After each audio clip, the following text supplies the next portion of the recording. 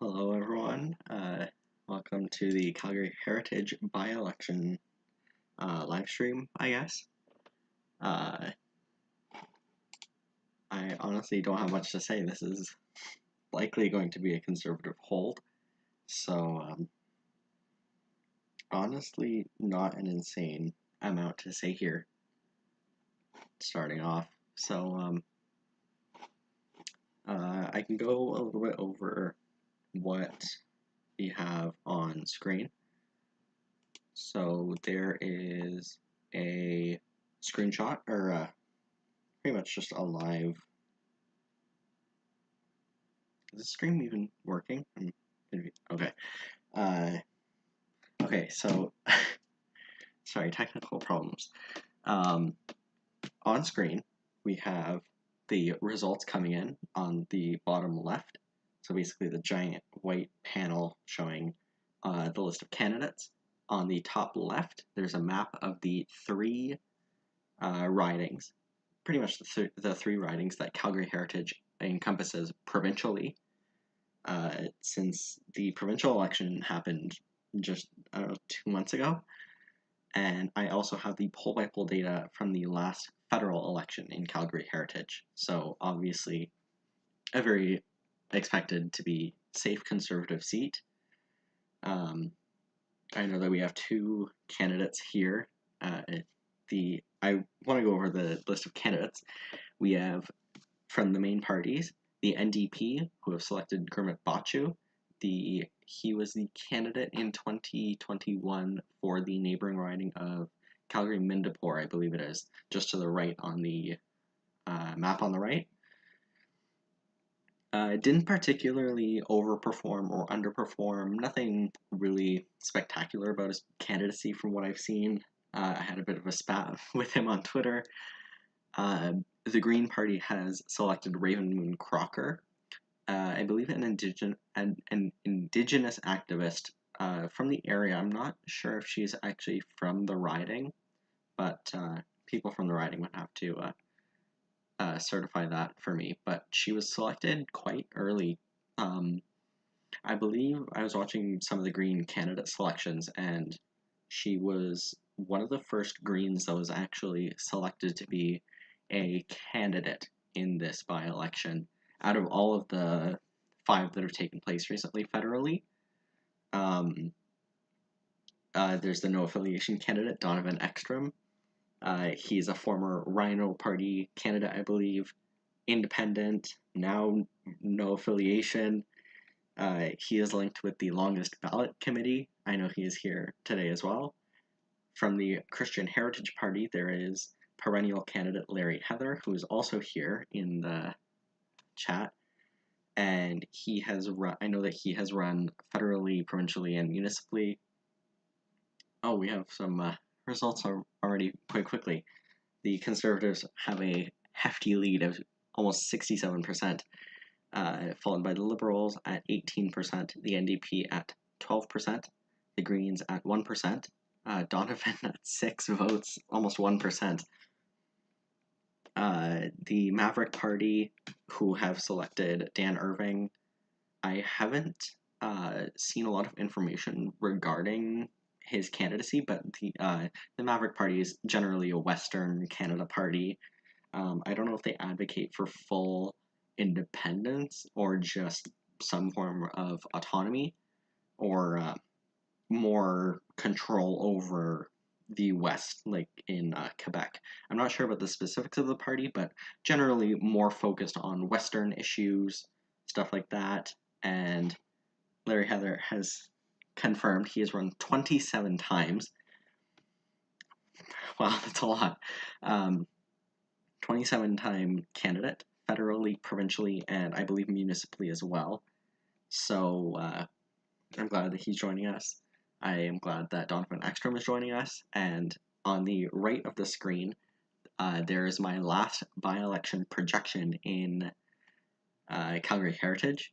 So I had the Conservatives winning 56.25%, the Liberals at 21.85%, the NDP at 13.07%, the Greens at 2.58%, the PPC at 2.57%, and all the other candidates, so there's 3 other candidates, the Maverick Party, the Christian Heritage Party, and the No Affiliation, at 3.68% combined.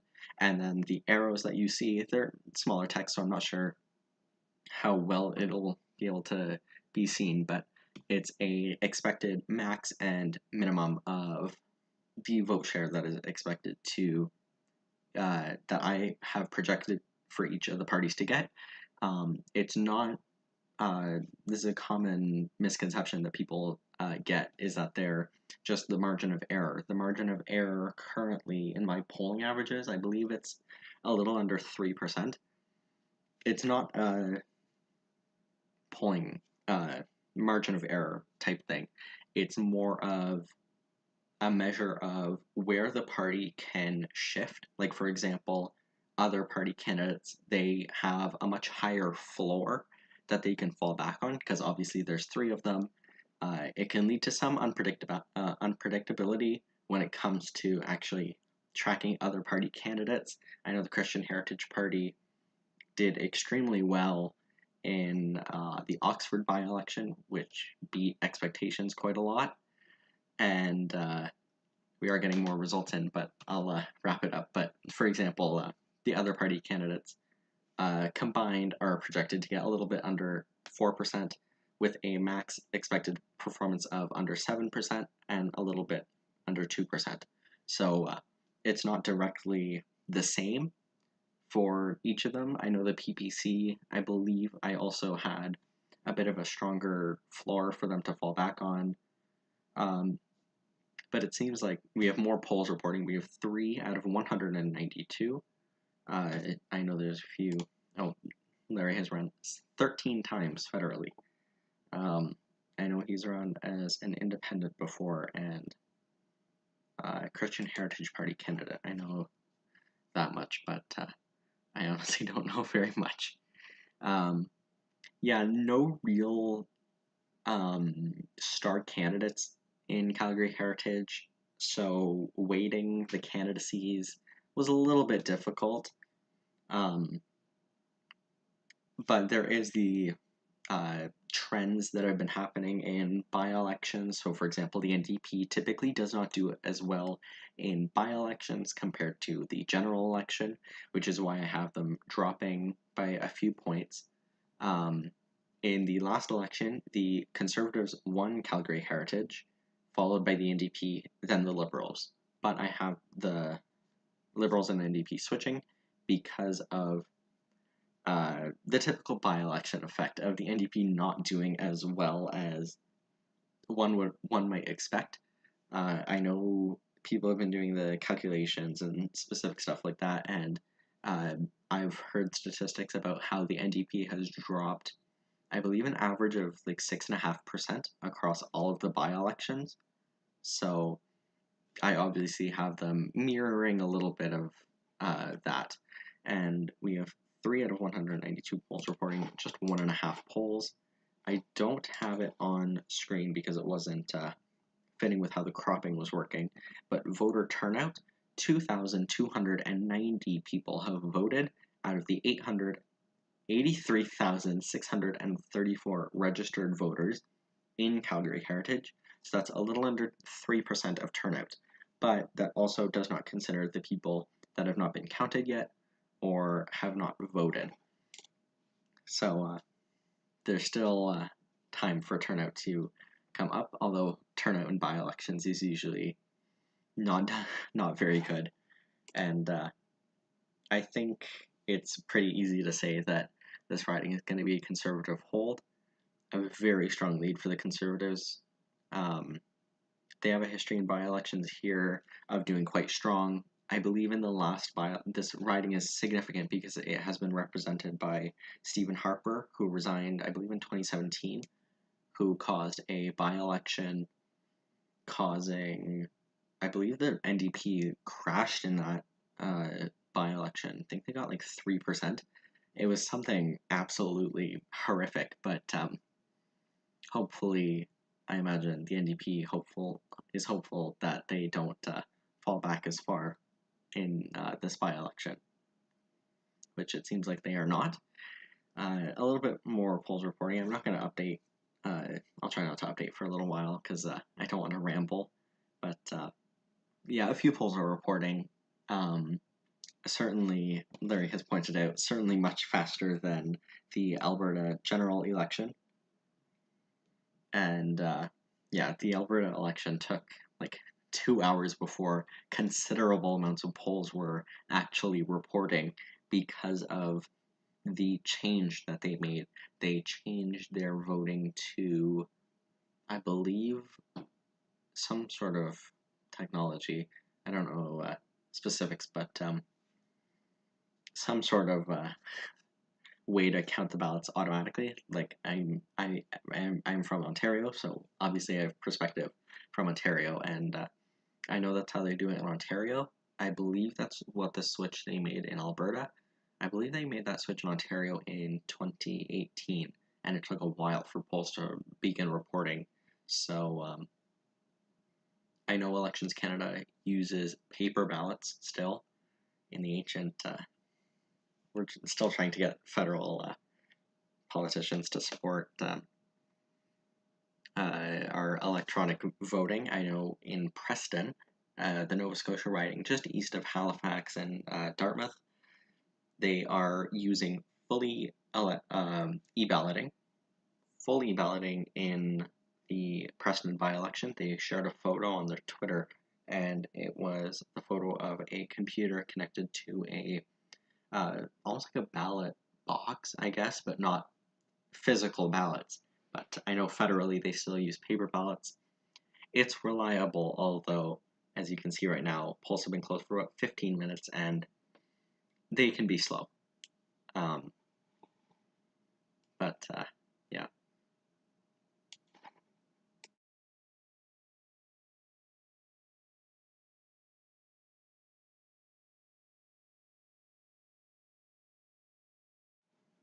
Sorry, I want to try and keep to my screens, make sure I'm actually keeping everything in order. Donovan, in Ontario right now, I also consider myself a political hobbyist, and this is somewhat enjoyable. The technology trying to get everything out took, admittedly, quite a few hours of my time this afternoon, which was not very ideal, but in Ontario it's almost 11, and 11 p.m. on a Monday is not the best time to be tracking by-election results for most people. So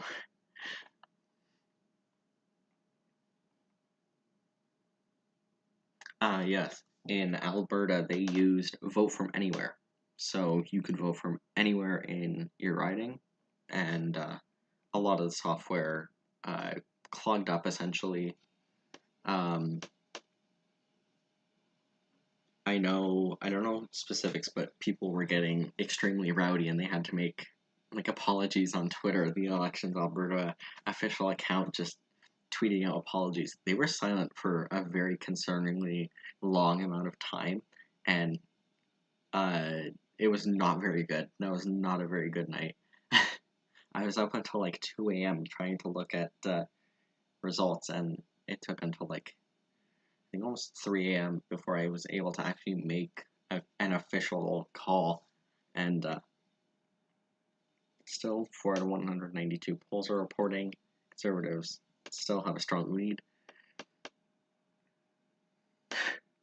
Yeah, the Alberta election, the majority of this riding technically went NDP when it comes to what ridings went NDP, but I believe provincially this riding would have gone United UCP by quite a lot.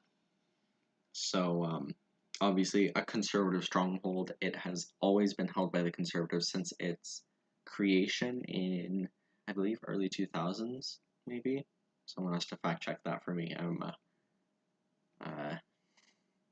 not trying to get into specifics, but this riding has been around for quite a while. I believe it's also been represented by Preston Manning, so it's a very reliably conservative riding. A lot of rich suburbs where most people tend to vote conservative. it's like most other areas in Calgary. They were kind of caught on by the PPC wave in 2021, and now they're kind of that wave is kind of falling back out to sea, as a lot of political commentators try to say. Um, yeah, the PPC just don't have as much of a cling on wedge issues, I guess. Like the pandemic. That's why they got a lot of their support in 2021, because a lot of the criticism of Justin Trudeau and Aaron O'Toole and a lot of the other leaders was because of the fact that they were too harsh on COVID restrictions or being too in favor of restrictions, I believe, and that's what got the PPC to be so high in support, especially in very conservative and more libertarian, conservative leaning areas such as Saskatchewan, Manitoba. I talked about in the Portage Lisgar by-election. They did quite well in 2021. Then they ran Maxime Bernier, and they did not very well, but I believe they kept second place. And so that PPC wave is still it's still present, but I suspect that they are still going to be able to hold on to some of their support. I don't think they will fall to 2019 levels. I just don't see that happening in a lot of areas. A lot of areas have voted PPC and people intend on staying to the party. And so in this by-election, I believe in 2019, they got, I believe, about 1.5%, and they're just a little bit below that. But obviously, we don't know where these polls are actually coming from in the riding, as on the top middle map, the riding is very, very united blue. I don't think I can really change the map around. I don't want to mess the stream up and stuff. But the top right of the riding is near kind of downtown Calgary, I guess. And you can see on the provincial map, it's a little bit of the same. More NDP supporting. I believe that area of the riding is also poor in comparison to the rest of the riding. It's still an overall very rich riding.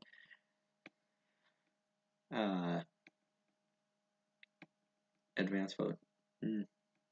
Yeah, advance vote. I think people should be able to vote. I think there should always be options for people to vote, but it is very difficult for smaller parties to kind of break into the mainstream, I guess.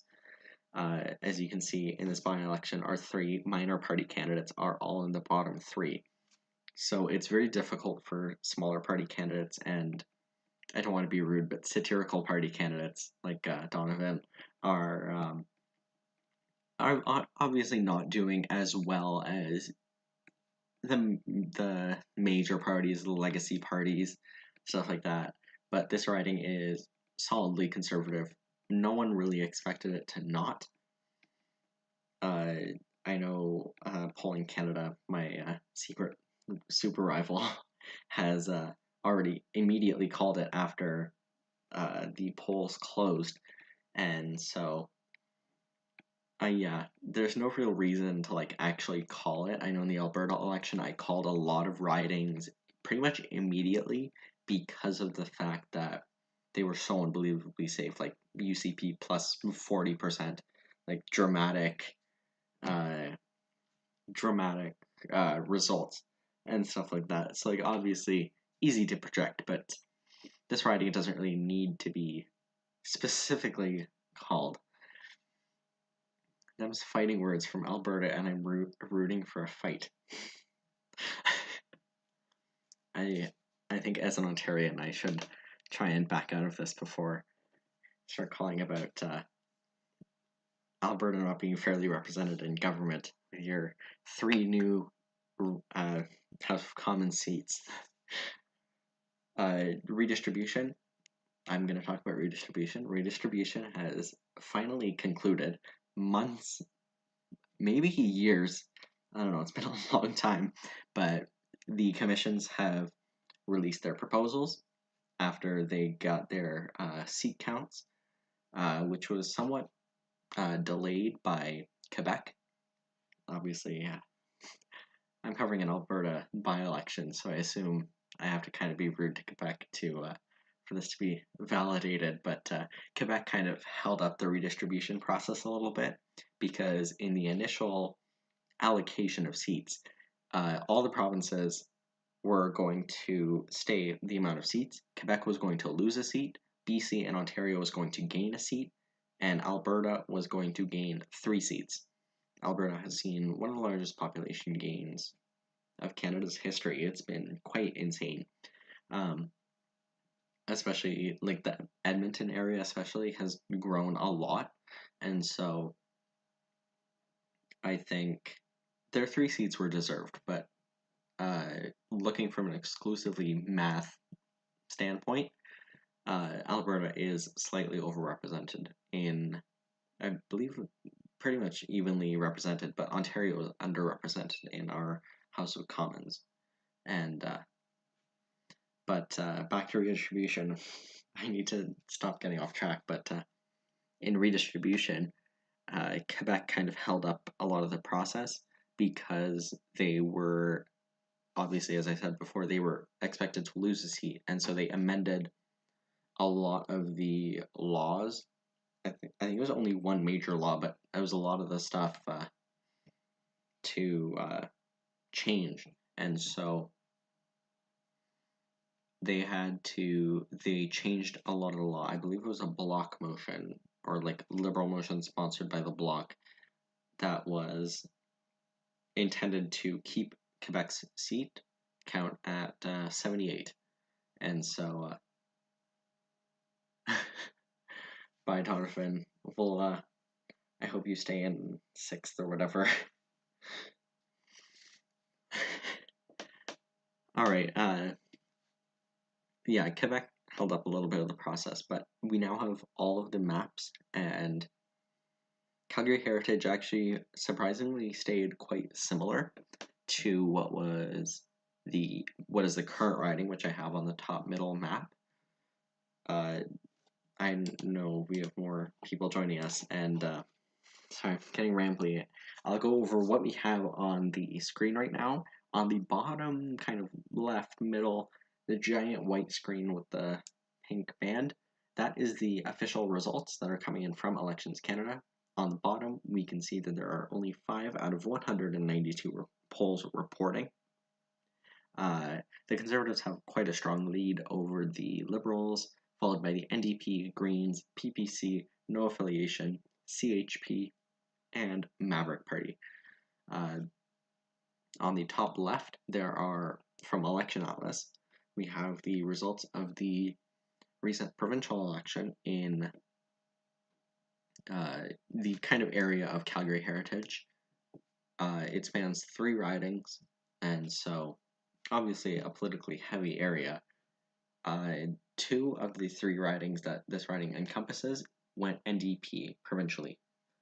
The NDP support provincially is very much not holding up right now federally. On the top middle, you can see the Conservatives. The Conservatives hold this riding quite strongly. The top middle is a poll-by-poll map of the results of the 2021 election in Election Atlas. And on the right hand side of the screen, there is my final projection from Calgary Heritage showing the projection in the large numbers, and then with the arrows, the top arrow is what I expect the party to be essentially at their maximum, and then the down arrow is their minimum, and other party candidates couldn't fit onto the main screen, so they have to be, they were typed in quite quickly before I started the stream, and so obviously a safe conservative riding. This isn't really a riding where you need to call the results. It's kind of a one and done deal about conservatives hold this, move on. A lot of people didn't really care about this by-election in the for example in Mississauga Lakeshore. It's a much closer riding, so obviously there's going to be more attention on it, but this riding has barely been talked about aside from like CBC Calgary and like CTV. articles the day of today showing these results. And I've been rambling a little bit about redistribution, and Calgary Heritage actually didn't really change much. There was only a little bit of land swaps with some neighboring ridings in Calgary. It covers the southwestern portion of Calgary. Pretty much, I don't know enough about the neighborhoods, but it's around Glenmore and Fish Creek, the western parts of Fish Creek.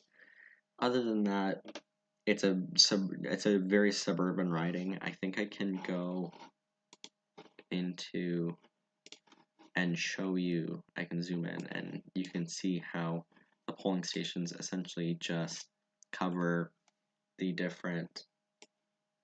I don't know if it's showing up. Yeah, it's basically just a bunch of suburbs, generally quite rich suburbs, and so it's not really any special riding. Obviously, Glenmore at the north.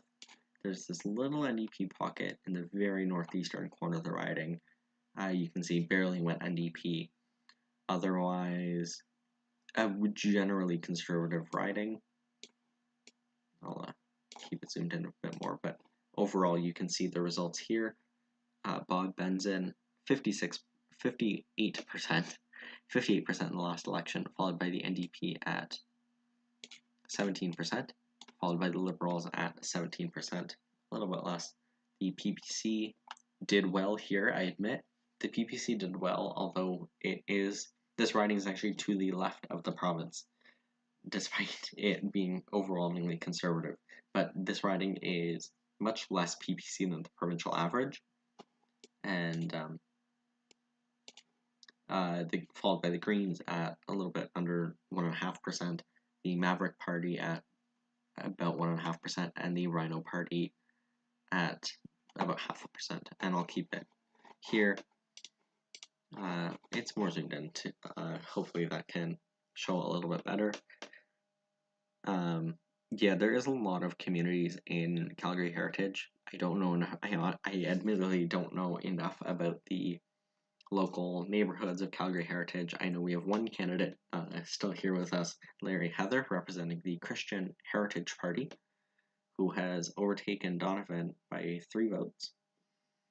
And yeah, he is a perennial candidate, 27 elections contested total, federally, provincially, and municipally, and 13 elections contested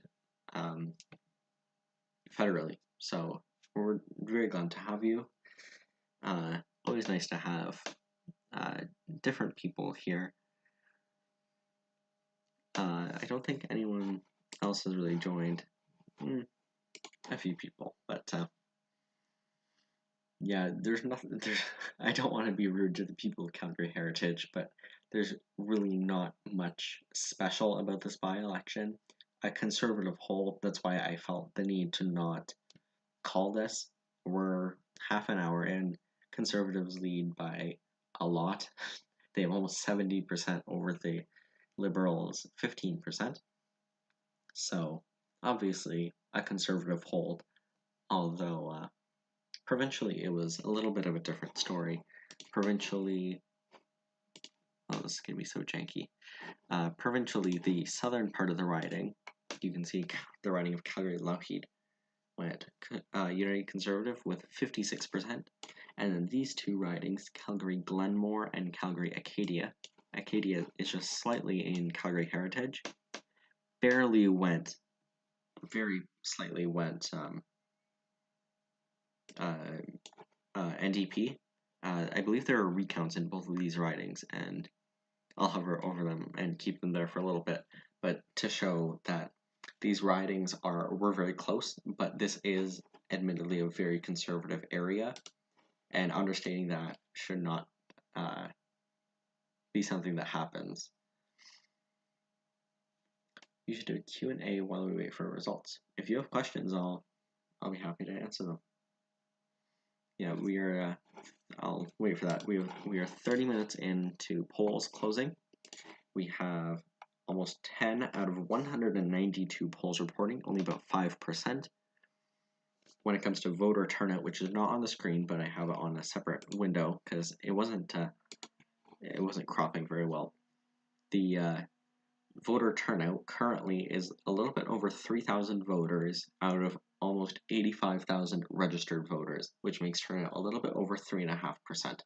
The total population in this riding is 109,000, while the total number of electors that were previously on the list, obviously not including the electors that registered on election day, which we will get that data for after, in about a week, I believe. But there's about 85,000 electors in this riding, so people that are eligible to vote, and about 3,000 people have already been counted.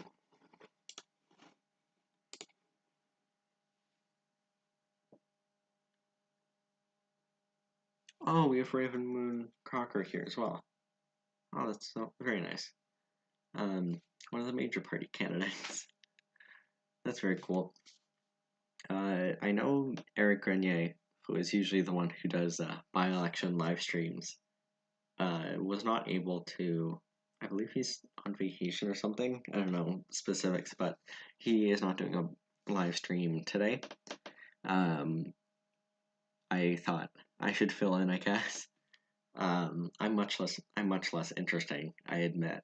I'm quite monotone, and I stutter a lot, I admit. So I don't know how enjoyable this is as a live stream, but I believe 10 of you are here. So 11 of you are watching me stutter and watch results come in.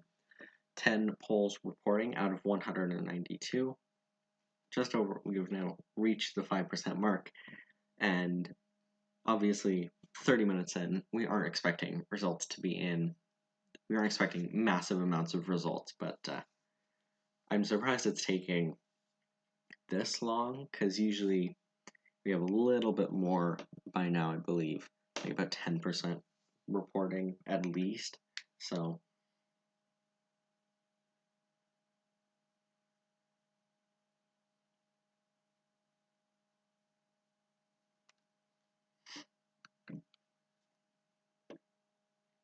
yeah, I'm very glad we have some political candidates here. We have the Green Party candidate, Raven Moon Crocker.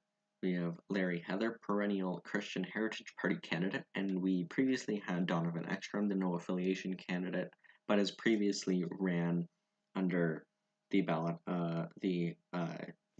banner of the Rhino Party, a satirical party, and he is also associated with the Longest Ballot Committee, which has recently gotten into Canadian news, causing annoyance and headaches for polling workers in Winnipeg South Centre, Mississauga Lakeshore, so many different places.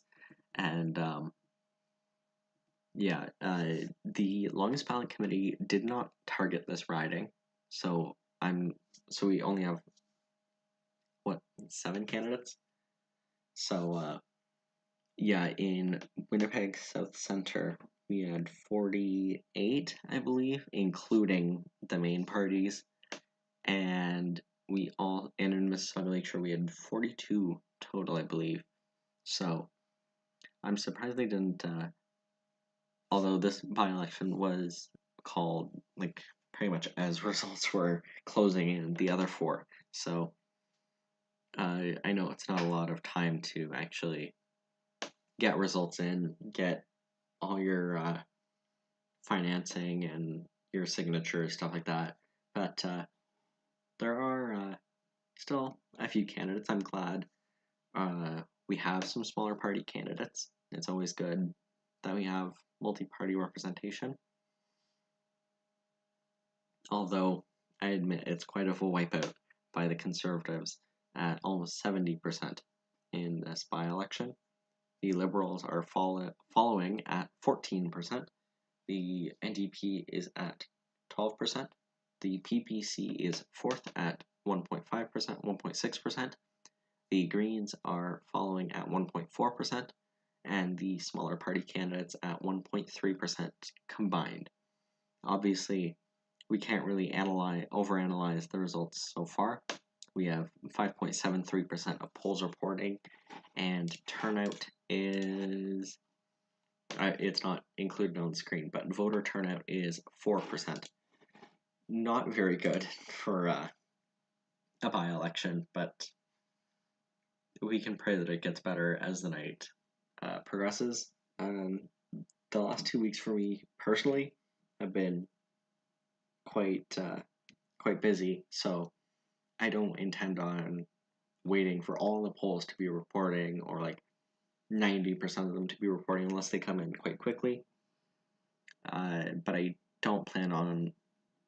It's already been 30 minutes. It's 11 p.m. I'm from Ontario, and so being from Ontario, covering by-elections in the West, it's a little bit difficult sometimes. But I'm tracking through it. Maybe I'll leave this for another about 30 minutes. So maybe at about 11:30, if we don't have, I don't know, let's say 25% of polls reporting at least, I think I'll continue. But if not, then I will end the live stream because I'm tired and coming over a sickness. So my voice is quite scratchy, and it's just not very good. But polls are slowly reporting.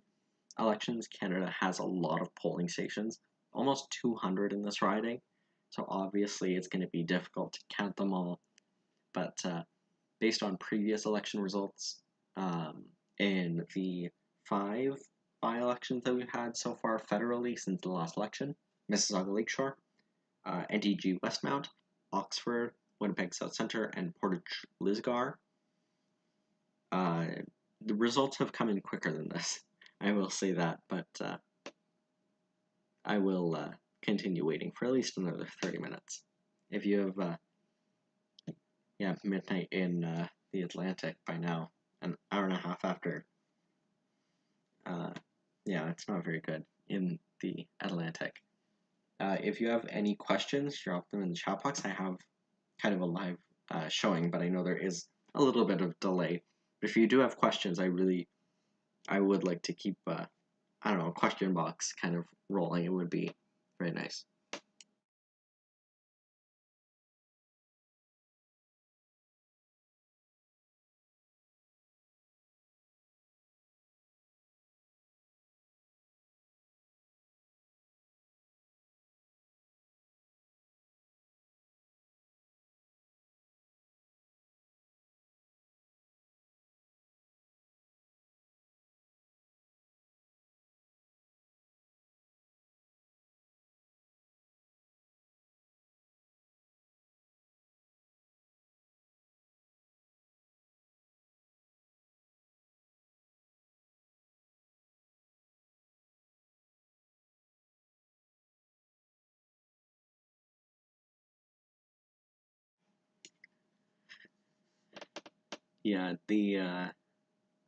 If you do have any questions, please ask questions. I don't want to sound insanely boring, but Raven Moon is not doing very good. Raven Moon is the Green candidate. The Greens are at 5th. Yeah, 5th. The Greens at 5th obviously does not follow my by-election tracker. On the right, I projected them to get 4th at about 2.5%, although we still have a considerable amount of polls still reporting, and so obviously there's still time left, but it doesn't seem like the Greens will have the expected pickup that they might have expected here. I know they did a lot of campaigning in this riding, but they didn't really have a strong grassroots base to go off of compared to the other by-elections that we've had in the 5 other ridings more in central and eastern Canada. What is my favorite Canadian city? As a resident of the GTA, I think I'm a little bit biased to Toronto. There's always a charm visiting Toronto, I feel like, in my opinion. I don't actually go into the city that often, but when I do, it's always very nice, I admit, although I'm not a big fan of public transit in Toronto. I have not. There's too much safety issues. I'd rather drive. What do you think about Justin Trudeau's new cabinet shuffle? The cabinet shuffle. I admit, I don't follow enough about the inner workings of the ministries, but yeah, there are a lot of choice words that I could say to a lot of ministers. I don't like many of them, and it seems like all the ones that I dislike. Uh, I will say I am a little bit biased. I am a Green. I am a registered Green Party member, so I'm a little bit biased in my opinions. But Stephen Guilbeault definitely needs to. Uh, what's the term? Uh, not run for re-election, get kicked out of cabinet, something. Just no more environmental uh, power for him. But that's my own opinion, and I believe he was rumored to still be in cabinet. But other than that, I admit I don't know an insane amount about the inner workings of how cabinets work. Obviously, they cover ministries and stuff like that. They cover their ministry, the ministerial file and stuff like that. But the absolute specifics of like who's a minister, stuff like that, I don't know an insane amount of. I'm trying to learn, but it's a little bit difficult sometimes considering just there's so much happening. Seems like, and a lot of the issues like I know like one of the ministries is like sports and stuff like that. So yeah, like I'm not a big I admit right now I'm not a big fan of sports, but yeah, a lot of the ministry stuff I'm not a big like I don't really care that much about, to be honest. But I know the MP for Toronto St. Paul's, Carolyn Bennett, I believe her name is Carolyn Bennett. Um, uh, she has announced that she is not running for re-election. She has been an MP since 1997, I believe. I'm going all based off of memory, so you may have to fact check me. But she has been an MP for a very long time, one of the longest serving MPs. She survived the 2011 Liberal wipeout. Yeah, I don't see the riding flipping, although it's very certainly possible, I admit. Especially because it was conservative and liberal, kind of a toss-up riding beforehand. But as she's been an MP, she's kept the riding very safe liberal. So I wonder if it's a candidate selection thing. Maybe it's just a very liberal riding now based on the party demographics, stuff like that. Is it possible to grow the progressive vote here? And if so, how? Uh, I know the person asking this question uh, is happy that Raven Moon is here, the Green candidate. So I know I have been in talks with a few Green candidates in the Central Ontario area. The Greens have a very unique position, in my opinion, and they have a very, obviously, as I've said, I focus more on like the polls, the numbers, when it comes to actual like politics and projections and stuff like that. But I don't know enough about the inner workings of parties, like how EDAs work, financing, stuff like that. But I can talk about, from my perspective, a lot of green areas are either rural or partially suburban. Like, for example, Harry-Sound Muskoka, it's one of the areas where the Greens have been very, very lucky to pick up a lot of support. I know in the provincial election they came very close to winning it. And so I think that Greens in urban progressive areas, like I know Green candidates in Vancouver should probably move to the left of the party because the Greens have a very unique position in being a party that is such a diverse mix of political opinions. I, as I've said before, I am a Green Party member, and I will consider myself a kind of moderate green or conservative green, kind of blue-green politics, I guess. And I think that kind of politics would fit well in areas that are more conservative. For example, my riding of York Simcoe, soon to be York Durham. It's a very conservative area, and running a very progressive, loud about everyone who uses gas cars should switch to electric.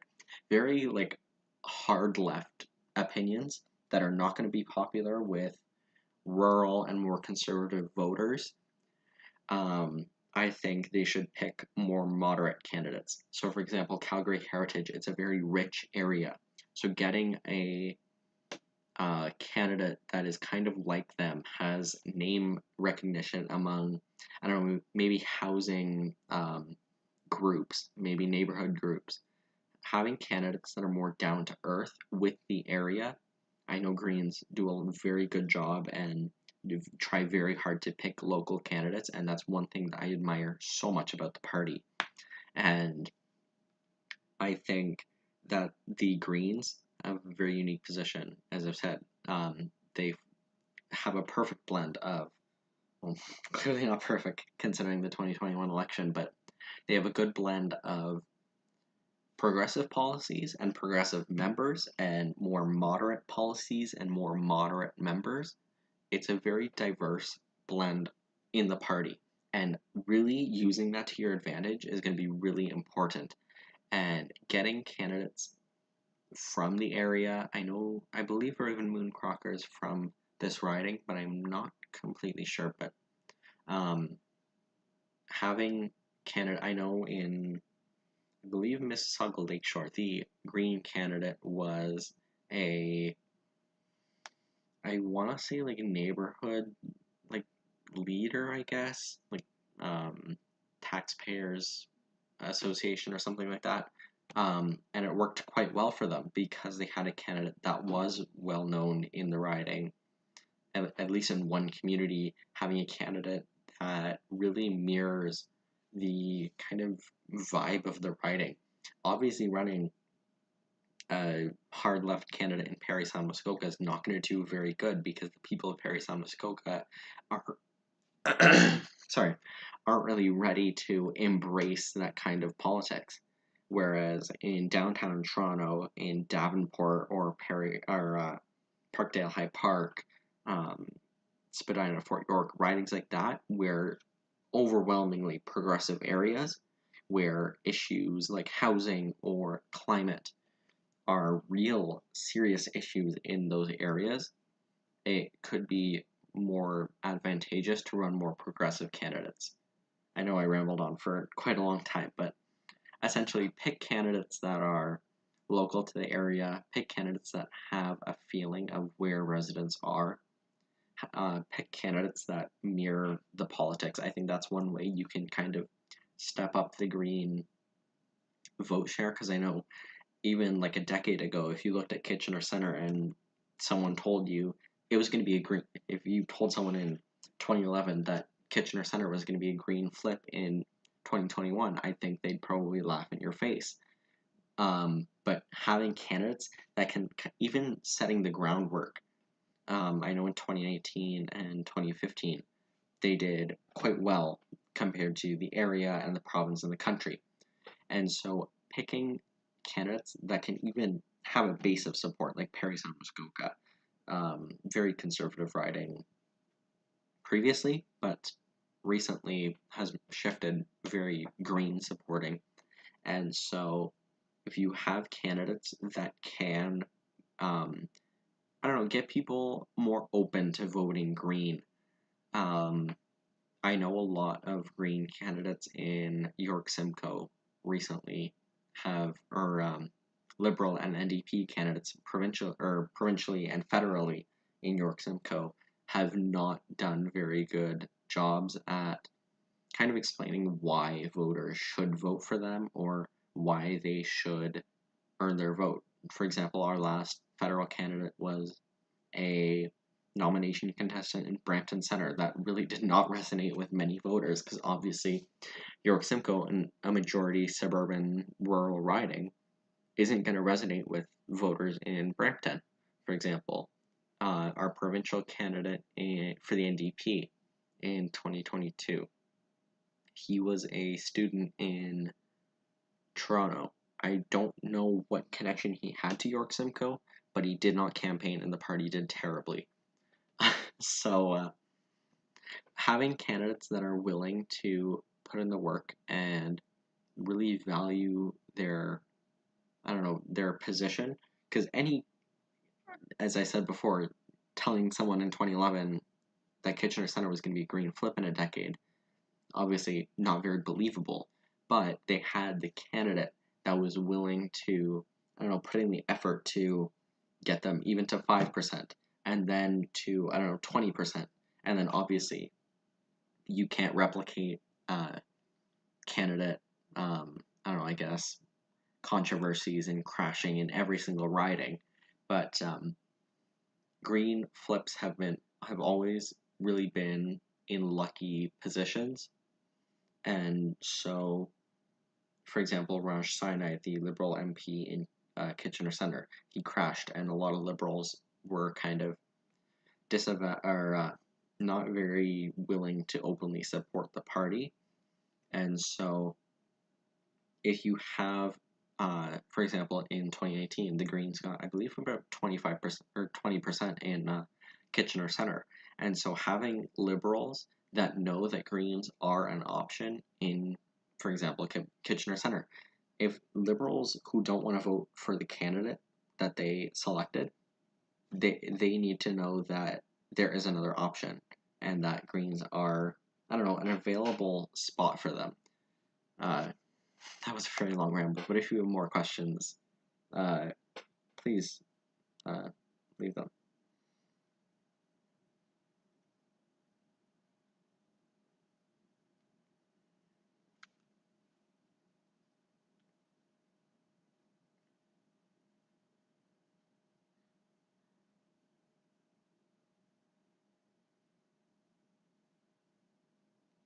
Thank you, everyone. I'm just reading your messages now on my Discord. Discord is in the link in my Twitter, and I also believe my Instagram. CDN Projections. Obviously, if you found my Twitter and Instagram, you found this stream. So, yeah. Thank you, everyone, for being here. There are 10 viewers, a little bit down from my last stream in BC, but yeah, we have 45 out of 192 polls reporting, about a quarter of the total amount of polls. The Conservatives are about 68%. Voter turnout stands at 11.5%, just under 10,000 votes. Obviously, by-elections are not going to have good turnout. There's no real by-election where you can have, I don't know, great turnout, but having one, this doesn't seem that terrible when it comes to turnout at this point, considering about a quarter of polls reporting and about 11.5% of people who have been counted, or electors that have been counted, have voted. That's honestly not terrible.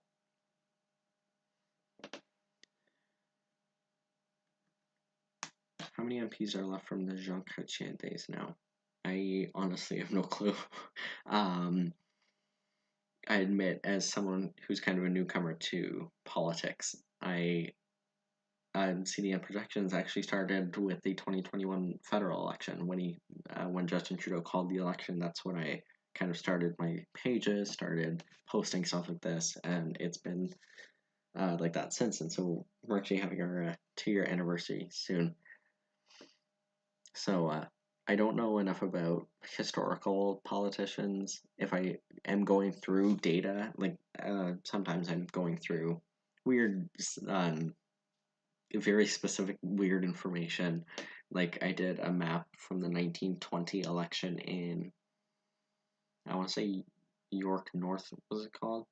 York North in 1920. I did a poll-by-poll map from the information that I had, and so like learning the obscure candidacies of the early 1920s in my area. It's stuff like that, but I don't know enough about like Jean Chrétien and Brian Mulroney.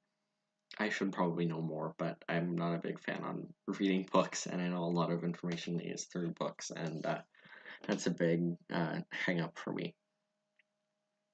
Thoughts on the cabinet shuffle. I have talked about this already, and I admit personally, in my personal opinions, there are a lot of ministers who I'd like to see booted, but unfortunately can't have everything you wish for. So I believe Stephen Guilbeault has been rumored to be staying in cabinet. I know Carolyn Bennett, the MP for Toronto St. Paul's, she's held a lot of roles. Indigenous relations, I want to say. I can't remember her recent one, but it's something like that. But it's something related to kind of the inner workings of people, I guess. And she announced that she wasn't going to run for re-election, and she's been an MP since 1997, I believe. And so, obviously, quite significant that an MP for that long is not running for re-election. And so, I don't expect her to be in the cabinet anymore. I believe, I saw something saying that she was 78 or something. Very old to be still a minister. Yeah, I don't expect her to be in cabinet anymore. And another interesting thing is that mental health. Yeah, she's held a lot of ministerial positions related to people and how people interact. I know that much, but I didn't know her specific position. But yes, mental health. She was previously Minister for Indigenous Affairs, I want to say. I'm not sure, but yeah, as I said before, I'm not super familiar on the inner workings of our cabinet, so I need to know. I need to learn. I admit. But an interesting thing that I saw from someone, I can't remember who on Twitter, but someone said that the last time Justin Trudeau did a cabinet shuffle, there was an election called. I think like an exactly or like I think it was almost exactly a year later. Justin Trudeau had called the election, so maybe we're heading into an election sometime soon. I'm not sure, but what I'm mainly concerned about is the new boundaries. The new boundaries are set to come in. I calculated it yesterday, and I can't remember, but I believe April of 20. No, that doesn't sound right. I don't know, like June of 2024. If the representation order comes in like pretty quickly in September when the House returns. So I'm more focused on that because that means more data scraping for me to do. Thoughts on the New Brunswick Greens? As a Green Party member, I'm inclined to support my Green friends in New Brunswick, but and about policy, I don't know enough specifically. Um, yeah, New Brunswick Greens. I don't know if you want my opinions on their policies, which I honestly don't know enough about. I have been to New Brunswick once, and it was for like 4 days total, and so I'm not super familiar with New Brunswick, but I know the New Brunswick section of my Discord has been very active, and so I've learned a lot about New Brunswick politics, and I'm very thankful. When it comes to actual political chances, I think they have a very strong chance at winning a lot of new seats. For example, in the Fredericton area, they have laid kind of the base work, a few bricks to try and build up from for the next election. And if the progressive conservatives in New Brunswick lose a lot more support than what they currently have, I think a lot of support could go to. I know in the south of New Brunswick, polling has shown that people are not very open to voting Liberal in the south of New Brunswick. So that's most of the province. So I know it includes like obviously like Charlotte County in the southwest, but I know it also includes a lot of areas like St. John, a lot of the I don't know what the term is, the lower valley, the upper valley, I'm not sure, but areas around like Woodstock and Perth, Andover, I believe too, Fredericton, obviously too. Um, so it obviously holds a lot of political weight, and considering that the Liberal Party, does not have I guess a strong level of support that they used to in New Brunswick, shows that the Greens do have quite a serious shot at getting some strong showings in a lot of ridings.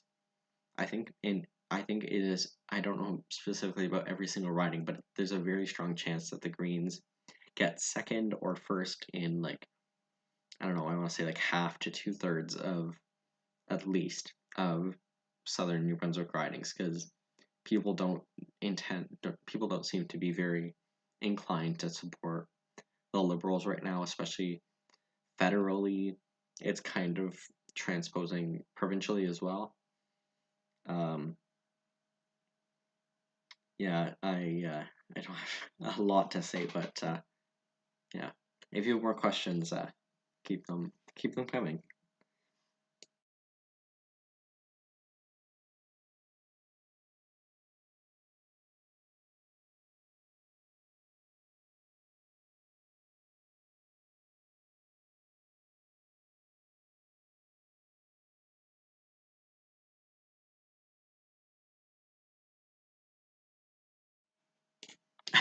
Will Canada ever see a majority government again? Certainly, yes. We will obviously see a majority government again. Um, but the kind of political deadlock that we're in right now of liberal, not very popular, but conservatives also just not being popular either. Um, uh, Certainly, we're stuck in 2019. Um, we're kind of in a funk when it comes to politics, especially considering I think as long as Justin Trudeau is still, kicking around as liberal leader, I don't see politics really shifting around very much because the conservatives have gotten in their own kind of uh, popularity. They've kind of, I don't want to say egocentric, but conservatives have become kind of egocentric um, about each of their leaders, and it's been insanely annoying to be honest. Every conservative saying, "Oh, Andrew Scheer is going to be the one," and then when he lost that, Aaron O'Toole is going to be the one. No, Peter MacKay will be the one. Pierre Poilievre will be the one. Like it's getting old, to be honest, of conservatives kind of forming cults around their leader and then immediately dropping them. I remember seeing a lot of the same rhetoric around O'Toole that I'm seeing now around Poilievre.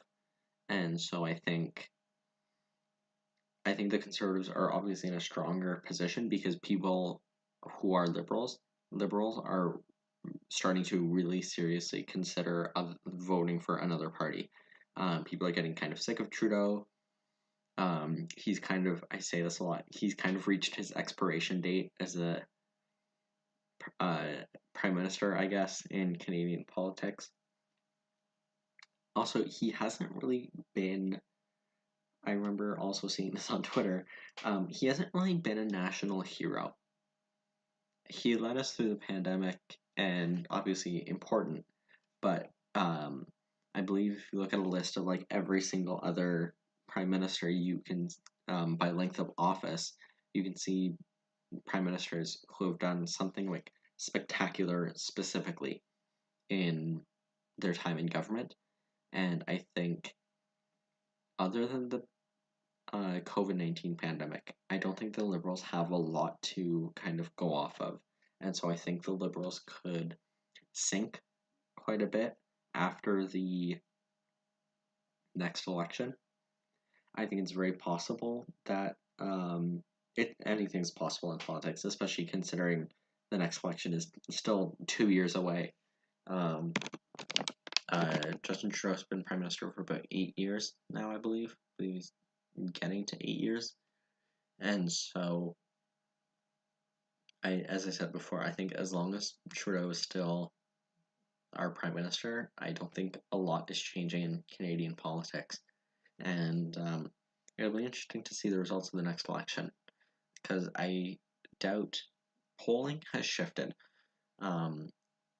Things have definitely changed from the pre-campaign period of the 2021 election. Things are definitely different. Whether that will stick, I'm not sure. I'm not sure, but it'll be interesting to see that. If you have more questions, please continue asking away. But I want to get back to the premise that I'm doing this for. The Calgary Heritage election results. The Conservatives are leading with 67%, very big lead. The Liberals are falling by 14.5%. The NDP is following closely behind. They're slowly closing the gap between NDP and Liberal at 13.1%, followed by the PPC at 2.5%, the Greens at 1.5%, the Christian Heritage Party and the Maverick Party both at about 1% combined, and no affiliation Donovan Ekstrom at 0.3%. Almost half of polls are reporting, significantly faster than the Alberta election, and so I'm glad that results are coming quickly, but it's been about an hour since polls have closed, and half of polls are reporting, and that's enough. I mean, as I started this live stream, it's enough for a Conservative victory. Nothing is really changing. When it comes to voter turnout has not really changed since I last updated at about 25% of polls reporting. Voter turnout is 17%, just under 17% out of the almost 85,000 voters, registered electors. About 15,000 have been counted. So obviously not the best, but what if Canada went back to the polls in fall? Will Conservatives win a majority or not? I think a campaign right now, no, not a majority. I think it could be a Conservative victory. It's very much in play, but a majority, I wouldn't say. A majority right now is pretty statistically difficult. Just with how little has changed, to be honest. In 2015, for example, Justin Trudeau was extremely popular and Stephen Harper was very unpopular, and that only got him a majority of like 15 seats. And so maybe the vote efficiency wasn't very good, maybe something was factored into that, but something has not, there's no energy. There's not as much energy around Pierre Poilievre compared to Justin Trudeau in 2015. And I think Pierre Poilievre is not in the position to actually be able to achieve a majority. He's not really, I don't know, a change person. Among Conservatives, he's very popular, but when you think about it, Aaron O'Toole was pretty much equally as popular among Conservatives, and they were standing by him basically every step of the way, kind of forming, I said this before, but kind of forming a cult around him. And so I'm seeing a lot of the same rhetoric around Poilievre, and I'm doubtful that Pierre Poilievre will actually resonate with Liberals who don't really like Trudeau. I don't think Pierre Poilievre is the man to kind of take Liberal voters and get them to vote Conservative. Aaron O'Toole arguably was kind of sabotaged by the PPC. I think if the PPC did not exist, Aaron O'Toole might have won a minority government. And because of the PPC, he really had to try and fight from both of his flanks. Justin Trudeau accused him of being too far to the right, and the PPC accused him of being too far to the left. And so there wasn't really any, he was kind of squeezed into this weird box of not really being able to make a lot of statements. And he kept his statements a lot of very vague. And so I think that didn't really help with the conservative brand. And Pierre Poilievre has definitely shifted the party to the right. There's no doubt about that in my mind. Although I think Justin Trudeau is there's definitely been a rhetoric change among the Liberal Party and among Justin Trudeau. Justin Trudeau, leading up to the 2021 election or the 2019 election, he didn't really have a lot of energy, and he was kind of just, okay, I'm the safe choice, don't vote for blank. While now I've noticed that Justin Trudeau has gotten a lot of his energy that he had in 2015. So I think there's definitely Liberal insiders that are warning him. That I guess that something could happen. It's very serious that the Liberals could lose an election. And so I think he's definitely really trying to harness in on that energy that he had in 2015. I noticed he's gotten a lot more, I don't know, I guess, rowdy or outspoken in Parliament. In his statements, he's gotten pretty defensive of the Liberal brand, I guess. But there's definitely been a message change, and I think it definitely could be softening the blow, I guess, because the Liberals have absolutely dropped in polls. There's no doubt about that. And seeing my weekly polling averages, support is not moving Liberal to Conservative. It's just moving away from the Liberals. It's not necessarily that the Conservatives are popular. A lot of the gains, like if I were to pull up my polling averages that I'm using in my model, and the changes between the 2021 election, the Liberals are dropping by like 5% average. And so a drop of 5% is obviously going to cost you a lot of seats. And so my model has had them dropping about 20 seats for like a month. And so, yeah, support is not moving Liberal to Conservative. It's just moving away from the Liberals. I don't really want to pull up my model. That's going to mess with the speakers and the stream and stuff. But, oh, that's fun. We have exactly 100 polls reporting. Maybe it's time to end the live stream. 100 polls are reporting out of 192. So 52.1% of polls are reporting. Voter turnout is 18.5%. So we can expect voter turnout to maybe be about 30%, to about a third of voters who have voted. Conservatives, obviously a very strong lead of 66.7%, exactly 2/3, followed by the Liberals, very distant second, and then close behind the NDP at third. The PPC is at fourth at 2.5%. The Greens have sort of fallen behind at fifth, and then all the other party candidates still sticking pretty consistent about at around 1.3% combined.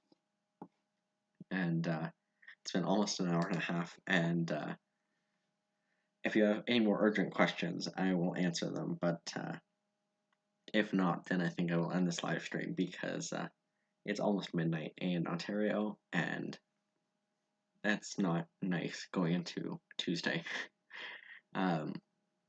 Yeah, if you have any questions right now, get them in quickly as we wait for as I kind of wind down the live stream, I will answer questions, but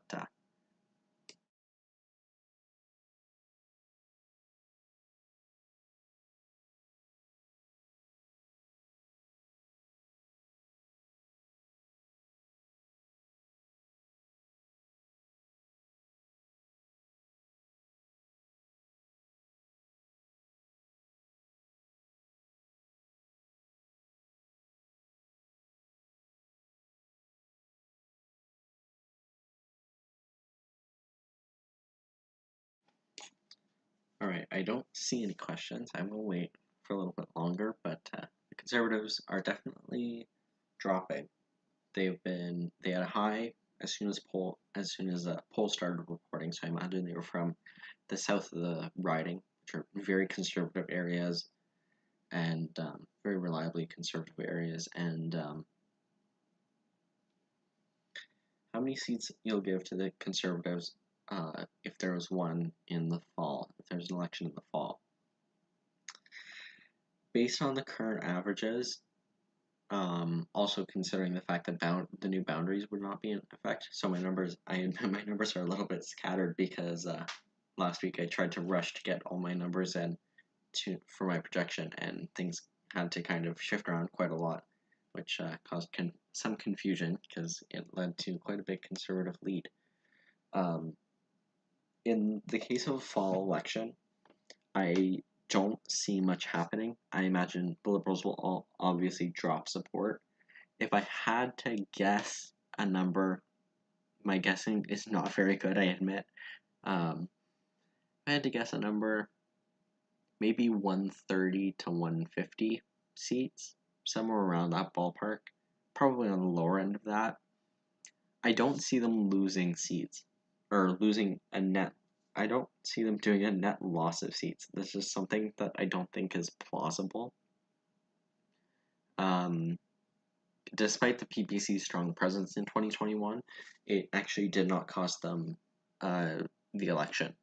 When it comes to like straight up data, it did not cost them the election. If you combine liberal and conservative PPC support, it would not give them a majority. It would not give them a lead even over the liberals, and so I don't see them losing seats. I don't see them getting worse than, I don't know, 120, 110. I don't see them losing.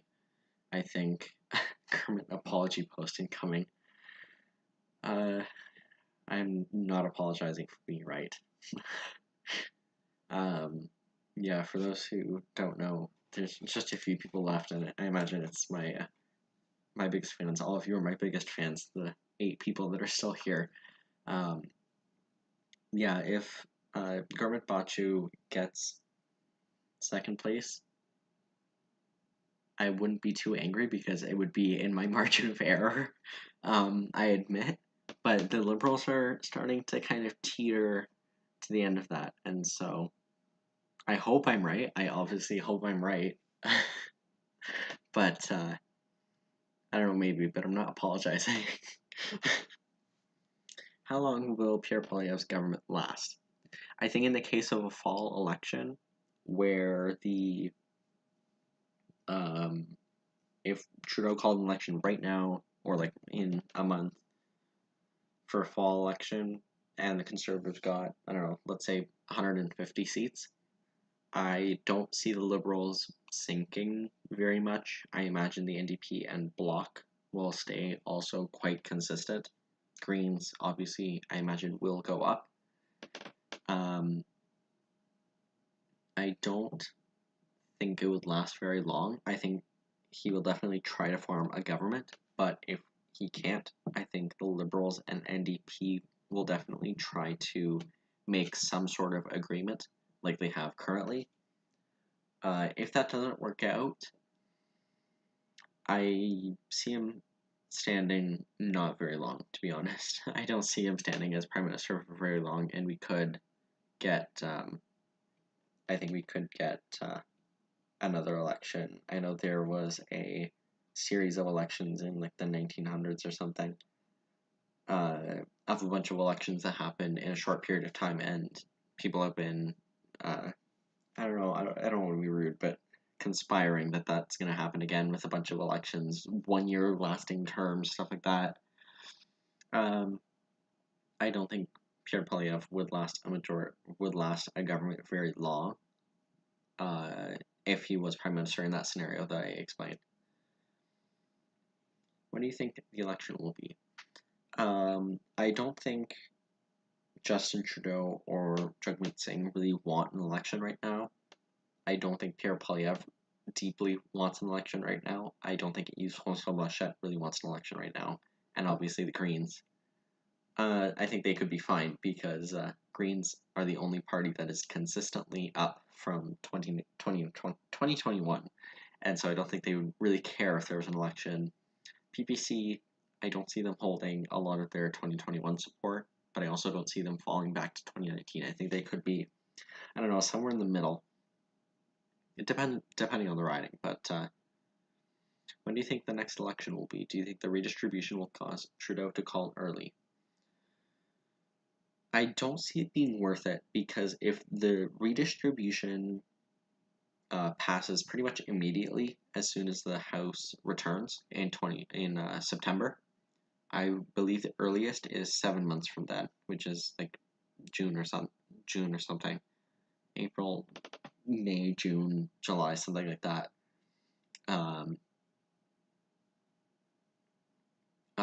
I don't think that will incentivize him to call an election because I just don't see the scenario in which anyone is really jumping for an election right now. Like no one's really like there were definitely signs in last summer. Like at this point in 2021, Justin Trudeau was like it was quite clear by most people that an election would be called, but I just don't see them happening this summer unless it's more behind the scenes. People are really trying to keep it more hidden. I don't know, but I just don't see an election getting called early. I think Justin Trudeau, especially with the agreement with the NDP, I don't think that incentivizes anyone for an election. I don't think an election would be beneficial right now. I don't think it would be very necessary, to be honest. And obviously, another election means a risk of losing your current confidence and supply majority. You could lose government altogether. I just think there's too many risks at like right now for Justin Trudeau to call an election, and obviously with I know there's still stuff going on with Chinese election interference. So I just don't see the benefit of calling an election right now, and so I don't see an election being called very soon, to be honest. I don't think Greens would want it. Organizing last minute is hard, and Greens need to be very organized to win. On the one hand, yes, that is true. Greens really prioritize being organized in an election, and that's where they shine. I think Greens are really obviously as a Green member, I'm caught up on the emails that I get from the party, stuff like that. I kind of have an inside scoop on how the party is organizing, and they are really trying to organize. Maybe I think on the one hand, the Greens need to be organized. That's absolutely true. Every party needs to be organized, especially the Greens recovering from such a dramatic loss in 2021. But on the other hand, the Greens are up in every single demographic. They are up nationwide. They are up in every single province and region. They are up in every single demographic, whether it's sex, age, previous vote intent, kind of metro area, like any single demographic, and they are up. They are the only party that is up in every single demographic, and so I think on that hand, I don't think they would mind an election right now, considering that it's almost certain that they would get higher than what they have currently. The Ontario by-election is later this week. Yeah, I have my final projection coming in a few days. I obviously need to do some more final research on that, but to be honest, I don't really have a good like temperature control of the by-elections. I know the NDP is very hopeful that they can win Canada Carleton. There's been a lot of mudslinging when it comes to data. Obviously, I tweeted about Main Street being fraudulent. I for the whatever week in a row. Yeah, I think there's just not really good temperature control right now, and I think the results could honestly be kind of boring and kind of keep to what's happening right now. And there's not really any like every single candidate I feel like is on a borderline level. Like what's the name? Gary Crawford, the PC candidate in Scarborough Guildwood. He's the ward member for the neighboring ward, Scarborough Southwest. And like if he won by a large margin, then obviously he can get a big boost in my projections. But he didn't. He won by like a few hundred votes, I believe. He won with like 30%. So, or he won with like 30% in one election. So I just don't see him being that much of a star candidate, to be honest. And in Canada Carleton, the NDP are very hopeful. I know the NDP have knocked on every single door in the riding, even the rural ones, the rural parts of the riding. There's been mudslinging, according from the NDP and the Liberals, talking about which party would actually represent them, which party is more favored to win, which party, blah blah blah, stuff like that. And yeah, there's just not really good temperature control. Like in pretty much every single other by-election, there has been kind of justification for candidate weightings at all. Like for example, in this by-election, there's previous trends of how the NDP has dropped in every single by-election by like 6% on average from the last election or something like that. And so yeah, there's just not really good temperature control because these are the first by-elections that are happening in Ontario since the last election. There weren't really any major. Was there any by-elections in from 2018 to 2022? I'm not sure if there were any by-elections. I don't remember there being a single by-election last time in the last term. I'm probably wrong though. I'm not sure, but I just don't remember any by-elections providing temperature control, and so there's no real like. It's going to be difficult to project, especially because both of these ridings are three-way ties or three-way races. So it's quite difficult to get temperature control. I will release my projection, I believe, on Wednesday, as expected. So stay tuned to that. Stay tuned for that. But there was in 2020. Were there? I don't remember there being by-elections. Or maybe I didn't look at them because of I don't know. I have to organize more data, but yeah, if you I'm probably gonna end the live stream quite soon. I'm getting very tired, but as you can see on screen, 3/4 of polls are reporting. Conservative lead is continuing to kind of shuffle down. The NDP is slowly climbing. PPC, Greens, Christian Heritage Party, Maverick Party, no affiliation, all kind of nothing really surprising about this by-election, to be honest. Turnout is just under 25%. 23.1%, 23.2% of polls are reporting, or of turnout. So, yeah, I think on that end, I will end this live stream. Thank you for everyone who decided to tune in. I believe there's a max of 12 people here. Honestly, not too bad, considering the timing of this, stuff like that. Thank you for everyone. There are a lot more by-elections that are still happening, so stay tuned to my Twitter, Instagram, stuff like that. CDN projections on both platforms. If you want a link to my Discord, you can reach out to me on one of my social media. I believe it's in the bio link of both of them. But if you want links to my Twitter, stuff like that, or if you want links to my Discord, stuff like that, where I'm more interactive than on social media and stuff, please just reach out. I'm glad that there were 3 out of the 7 candidates here. That was honestly kind of surprising. 8 candidates, sorry.